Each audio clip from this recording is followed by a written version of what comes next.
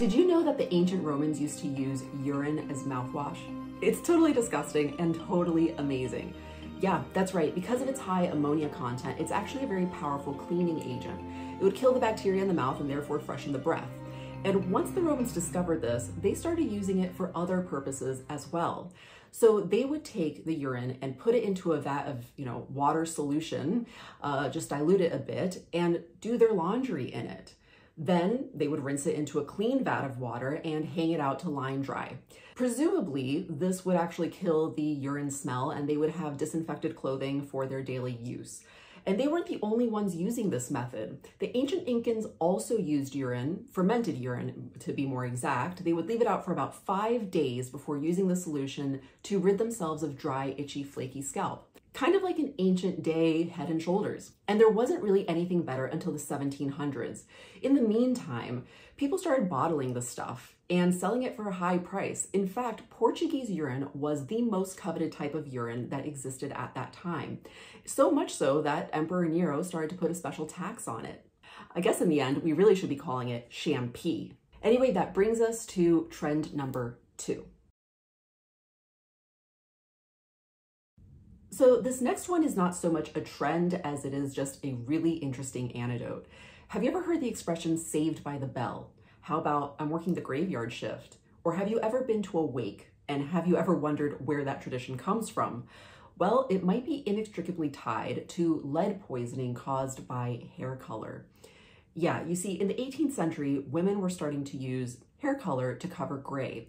Now, what's interesting is they had already learned that lead was highly toxic and led to the untimely deaths of hundreds of women, if not thousands, because of the mix of sulfur and lead that they would use to dye their hair blonde. Now, in their infinite wisdom, they continued to use metallic dyes. And as people were dropping dead, well, the grave diggers were running out of space. Honestly, there were a lot of things that you could die from in this time. So as they were exhuming the bodies, they started to notice that there were claw marks, nail marks on the inside of the caskets. So one could only assume that many of these people were being buried alive. Apparently, these women were actually in comas and their families didn't know it and just put them into an early grave. So presumably this is where the idea of the wake comes from, where people would lay out their loved ones for about a week's time observance so that they could make sure that they were actually dead instead of just having a sleeping beauty moment. They actually even took extra precautions and would put a bell above the grave with a rope attached to it all the way into the inside of the coffin so that if you awoke inside the coffin in an untimely grave, you could ring the little bell, have the grave digger come over and dig you up, save your life. So hence where we get the terms saved by the bell and the graveyard shift. Now, I only found one source on the internet where this was cited as the cause of all of these terms and terminologies, but I'm going to choose to believe them unless somebody else has a better explanation for where these terms came from. And here's the thing is I actually found that there are current reports as current as 2019 of women still having extreme allergic reactions from hair color where their face, I mean, honestly, these pictures were traumatizing. Their eyes are just completely swollen shut. Their faces look like a melon, and they say they've had near-death experiences from the use of hair color. Things are not necessarily tested the way that they should be, and tons of things make it out onto the market that shouldn't. So if you've never colored your hair or if you're trying out a new cosmetic product, always, always, always do a patch test to see if you're allergic first, because changing your look is really not worth a trip to the ER. Anyway, that brings us to trend number 3. In 1889, surgeon Robert Gersuni, I hope I'm saying that right, I'm going to put it down at the bottom just so you guys can see the spelling. He started using a mixture of Vaseline and paraffin to do breast enlargements through injection. Now, this didn't work out so well as it left the breast hard and horribly infected and inflamed.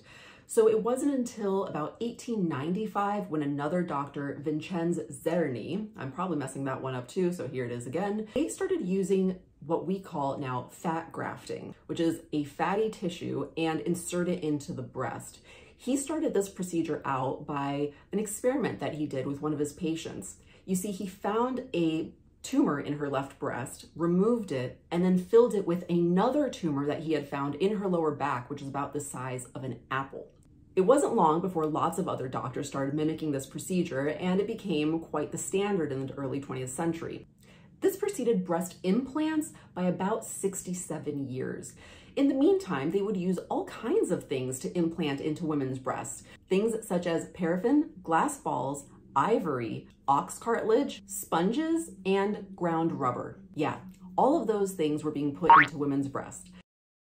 Anyway, doctors don't really like to talk about this much. They mostly credit the first official breast augmentation surgery to doctors Frank Garreau and Thomas Cronin. They gave Timmy Jean Lindsay the first official breast augmentation surgery using silicone implants in 1962. And this brings us to trend number 4. Now, it's no secret that the Victorian era is famous for its weird, bizarre, and downright dangerous beauty rituals, but this one really takes the cake.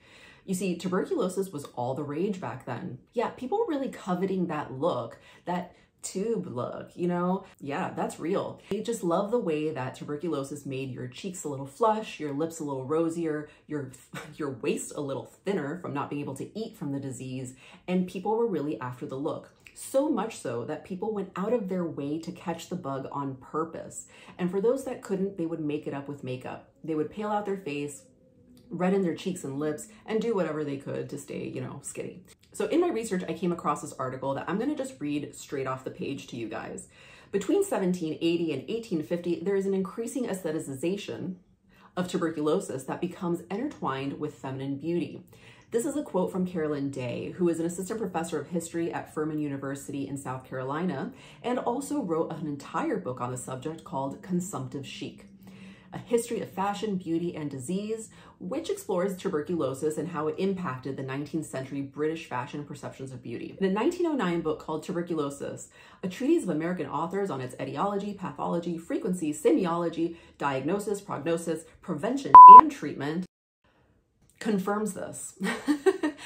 With authors noting a considerable number of patients have and had for years previous to their sickness a delicate transparent skin and fine silky hair, meaning they already looked that way. So the sparkling dilated eyes, rosy cheeks, red lips were also common in tuberculosis patients, characteristics which, by the way, we now know are associated with a low-grade fever. So unless they were feverish their entire lives, I don't really know how that's possible, but whatever.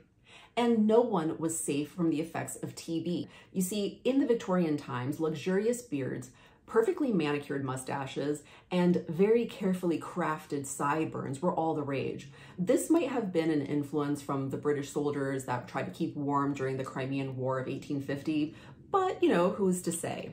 But by the 1900s, there were lots of different articles that were coming out saying that beards and mustaches were actually dangerous and could carry disease. Again, I'm just going to read from my notes here. Some doctors made the claims that they were magnets for disease. In a 1902 syndicated newspaper editorial named Shave the Microbe-Infested Mustache, it made the hygienic case for abandoning facial hair, throwing out dubious claims such as doctors who wear beards report a higher mortality rate than those who do not. Yeah, so to appear more hygienic, because nobody wants to be that grossies guy, men started shaving off their facial hair. And what is kind of crazy to me is that in my research, I found similar articles, but just leaning in the opposite direction during the pandemic. In fact, I'm going to link it down below. There's a Vox article saying that men with facial hair actually may carry fewer diseases. Around this same time in the early 1900s, doctors start prescribing sunbathing as a treatment for TB. That brings on a whole new trend about 20 years before Coco Chanel really made that trend big. I have a whole video on the history of suntanning and sunbathing. If you guys care to look at it, I will link it down below, but please be kind because it was in the times where I was just learning to make content, so it is probably not my best work, but I am getting better. Anyway, that brings us to trend number 5. The sad girl, cold girl trend of 2021 to 2022. Yeah, I felt personally attacked by this trend, not only because I spent a big part of my youth and much of my disposable income in tanning beds trying to get that J-Lo glow, I also moved all the way to California to avoid being cold. You know what I'm saying? But this look entails a pinkish ring around the eyes, blushy cheeks, also a little bit of blush on the nose, and a reddened pout. Sort of like you've been hit by a gust of icy wind, or maybe were waiting for your Uber a little bit too long outside in the cold. Personally, I think that this trend sort of harkens back to that Victorian tuberculosis look, but with an equally bad taste in the naming of the trend. I think sort of aestheticizing or romanticizing somebody's bad day or mental health issues may not be the best look for the beauty industry. I'd love to hear your thoughts on that. And this wraps up the top 5 most bizarre beauty trends that I've encountered in my time researching beauty history since 2019. I hope you guys enjoyed this video. If you guys have suggestions for the next video or want to connect, I still haven't worked out a hashtag for this program yet. I would like to have a way that we can share ideas, pictures, other kinds of information, and stay in touch as a community. You can also catch all of the imagery associated with this program on Instagram along with today's look. Beauty History with CC Anderson is an independent program that wouldn't have a pulse without you. Honestly, you guys liking, sharing, and subscribing really means the world to me. It helps me motivate myself to make more content and keep this channel and information going for free. So thank you so much for watching, sharing, subscribing, liking, all the things that put energy out there. Everything is done by me, the research, the editing, the filming, with the exception of the music, which is by Brian Sanishin. So thanks a lot for watching, and I hope to catch you here again soon. Bye. A CC Anderson production.